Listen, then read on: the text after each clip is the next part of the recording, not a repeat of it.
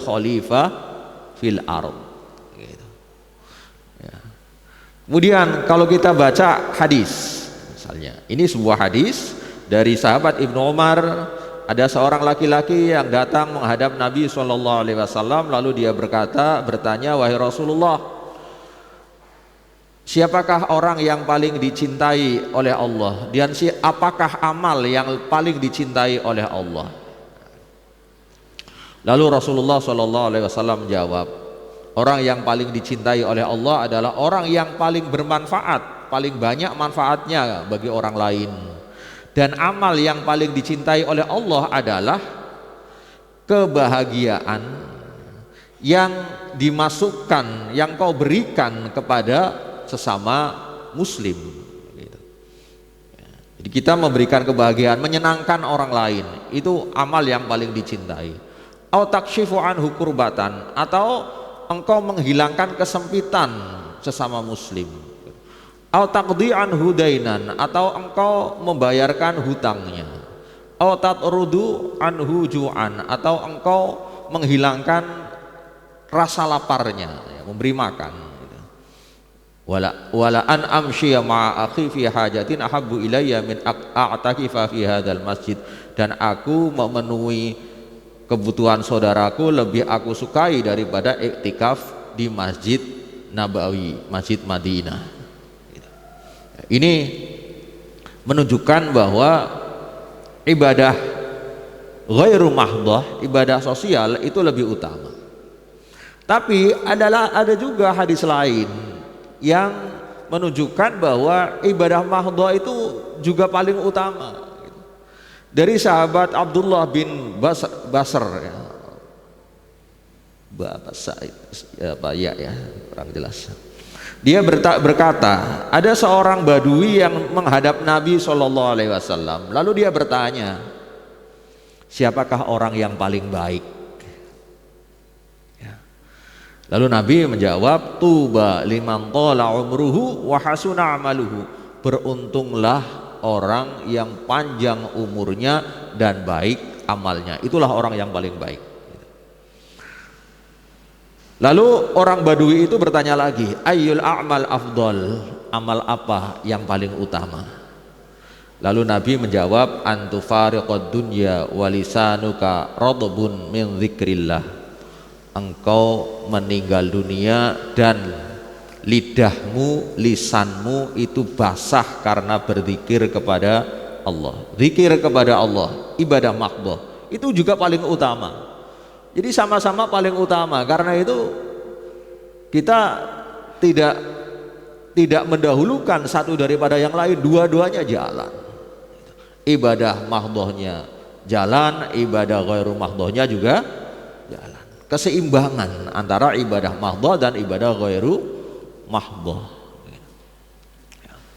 Nabi itu diibaratkan begini, kalau malam hari beliau seperti pertapa, kalau siang hari seperti singa padang pasir gitu. Jadi keseimbangan antara ibadah dan ibadah mahdhah dengan ibadah ghairu mahdhah. Ini dalam amal. Jadi yang awal-awal itu kan dalam hal manhaj, ya, dalam hal pemikiran. Selanjutnya sikap terhadap budaya. Ini juga sudah pernah saya sampaikan. Ada sekelompok umat Islam ya, yang pandangannya juga aktivitasnya itu cenderung menghilangkan budaya. Pokoknya budaya yang tidak dilakukan oleh Rasul itu akan disingkirkan. Istilah kasarnya itu memberangus. Ya. Menghilangkan, menyingkirkan. Yang tidak ada pada masa Rasul, yang tidak ada pada masa sahabat, generasi salaf, itu tidak islami, itu bukan budaya Islam semuanya. Tetapi di sisi lain ada yang kelompok-kelompok yang berusaha merawat semua budaya. Pokoknya semua budaya itu adalah kekayaan, ya, kekayaan bangsa. Jadi semuanya dirawat. Nah, ini dua sikap ekstrim. Nah, Posisi kita itu ada di tengah, selektif kan? Jadi ada agama, ada budaya. Ini dua hal yang berbeda. Ya. Budaya itu bukan agama. Agama itu sumbernya adalah wahyu, sedangkan budaya adalah kreasi manusia.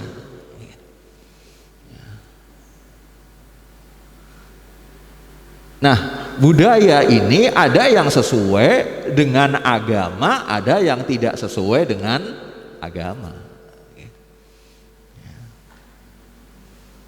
Jadi tidak berarti bahwa agama itu akan menghilangkan budaya.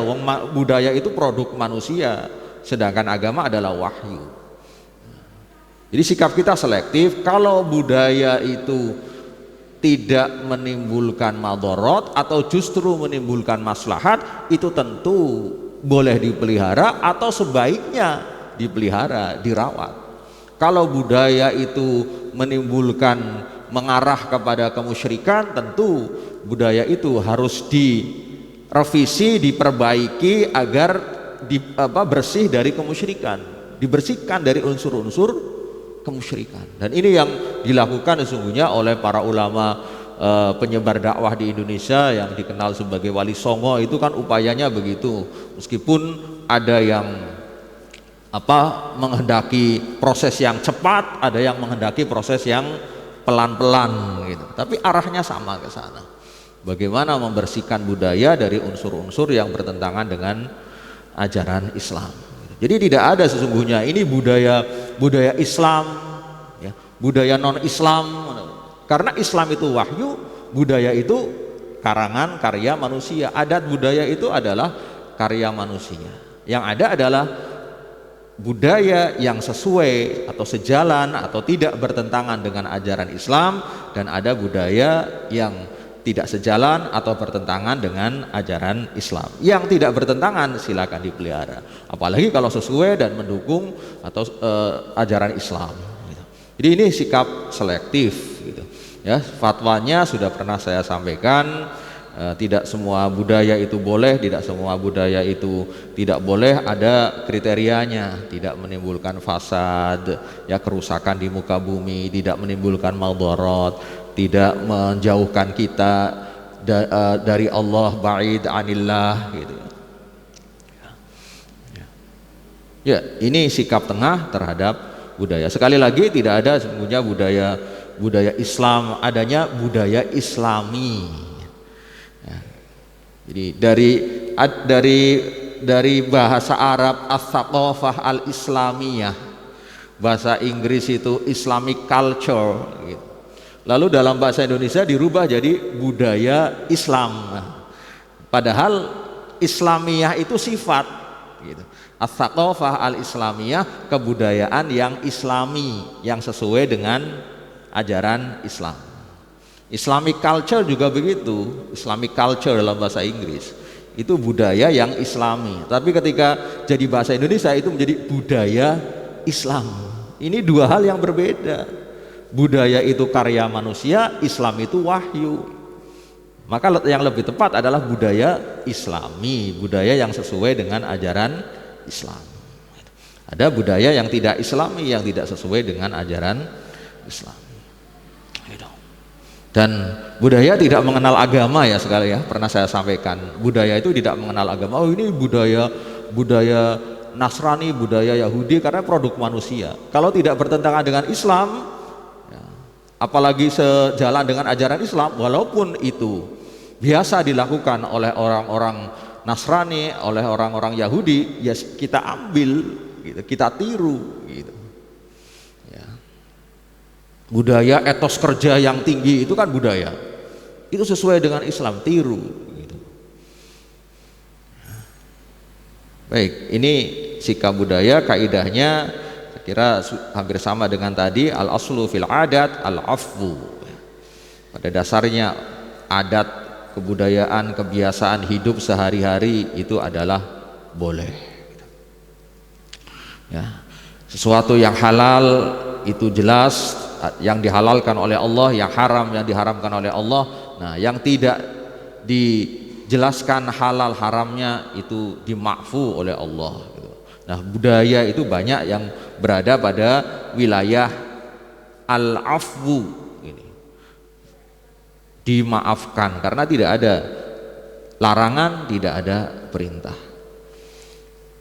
Yang berikutnya terkait dengan hubungan dengan orang kafir atau non muslim.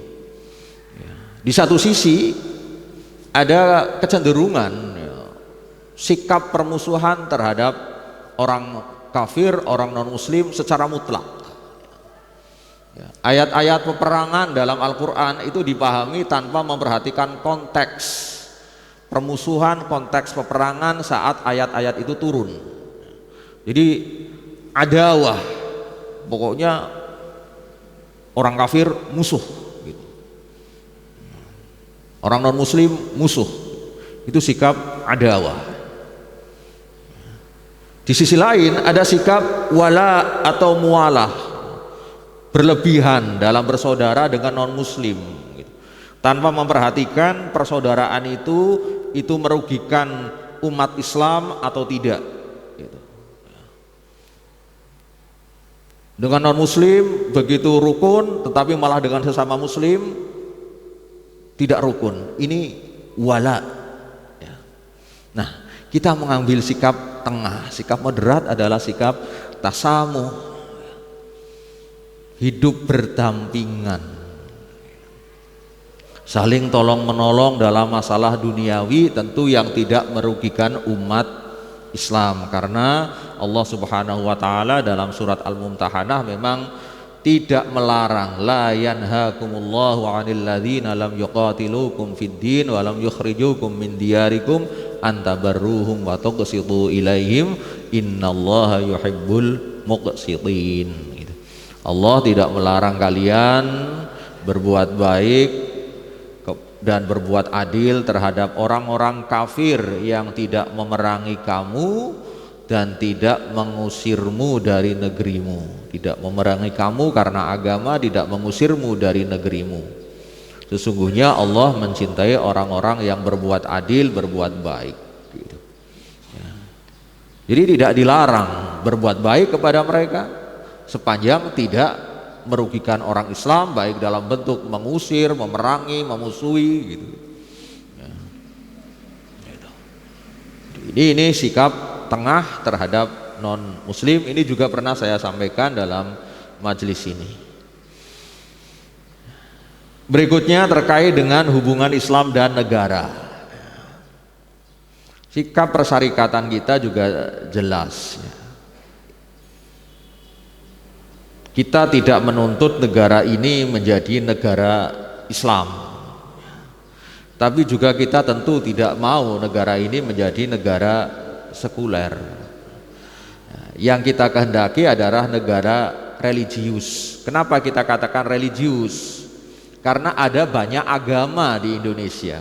Mereka juga harus dihargai sesuai dengan keyakinannya masing-masing. Tetapi bagaimana nilai-nilai Islam itu berlaku menjadi sumber dalam pengelolaan negara. Jadi ini sikap kita, negara religius. Ada istilah nasionalis religius. Dulu ketika pembahasan Piagam Jakarta itu kan pertarungan antara nasionalis religius ya. Ini kelompok Islam, kemudian ada kelompok lain yang kadang disebut nasionalis sekuler gitu. Ya, tokoh-tokoh yang menghendaki agar Islam mewarnai menjadi landasan dalam kehidupan bernegara itu disebut nasionalis religius gitu. Ya. Kelompok lain yang akan memisahkan negara dan agama tidak perlu turut campur dalam pengelolaan negara, itu disebut nasionalis sekuler. Nah, kita berada memilih posisi tengah ini, tidak menjadi negara Islam, tidak juga sekuler. Bapak Ibu yang saya hormati, kita tentu sangat-sangat sering mendengar istilah khilafah. Khilafah itu sistem yang dianggap sebagai sistem pemerintahan atau sistem negara Islam. Apa sesungguhnya khilafah? Sebuah riwayat yang disebutkan dalam kitab sejarah ya, yang ditulis oleh Imam At-Tabari itu menginformasikan ya. Haddatsani Ahmad bin Abdus Somad Al-Ansori, menceritakan kepadaku, kata Imam Tabari, menceritakan kepadaku Ahmad bin Abdus Somad Al-Ansori, dia mengatakan telah menceritakan kepadaku Ummu Amr binti Hisan Al-Kufiyah dari ayahnya. Dia mengatakan, ayahnya itu mengatakan ketika Umar bin Khattab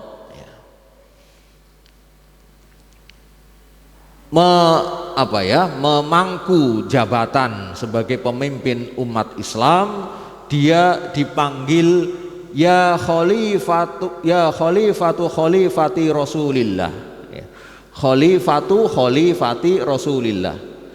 Jadi kalau Abu Bakar itu khalifah Rasul, khalifatu Rasulillah itu Abu Bakar, khalifahnya Rasul. Kalau Umar khalifati Rasulillah, khalifahnya Rasul gitu. Apa artinya?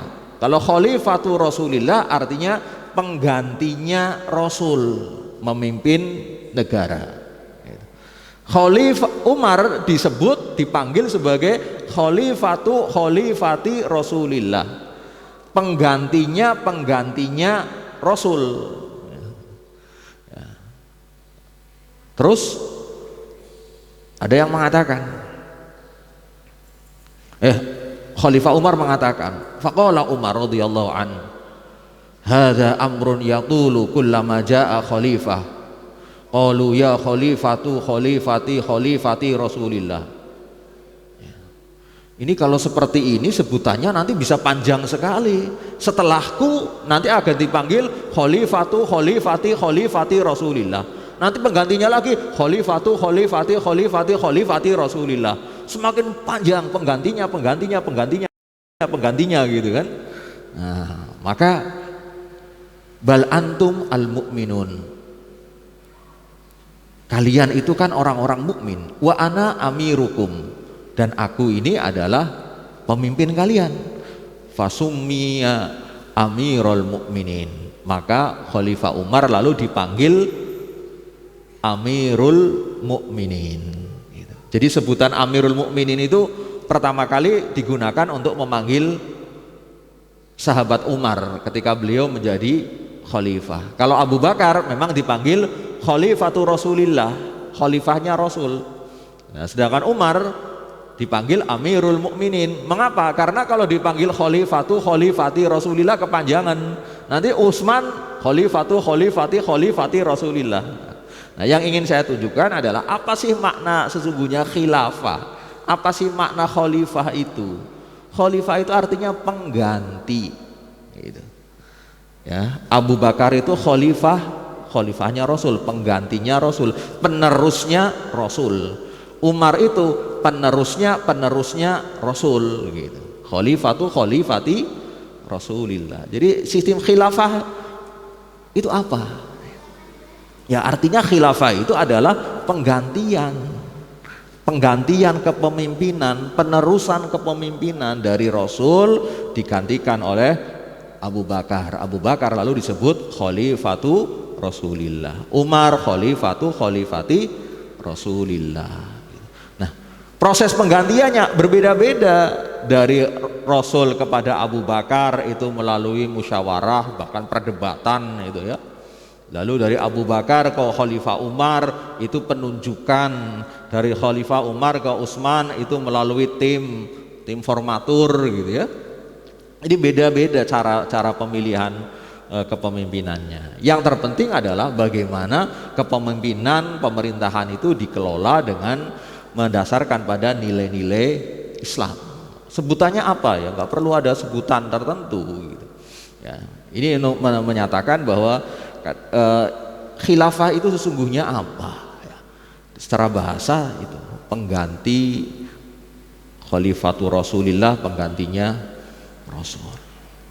Baik, saya kira ini yang terakhir yang yang saya sampaikan, ya nggak perlu lagi saya sampaikan ini, ya, saya kira sudah cukup kita pahami, mengingat waktunya sudah jam 7 lebih 22 menit ya. Demikian Mas yang saya sampaikan, kalau ada tanya jawab barangkali masih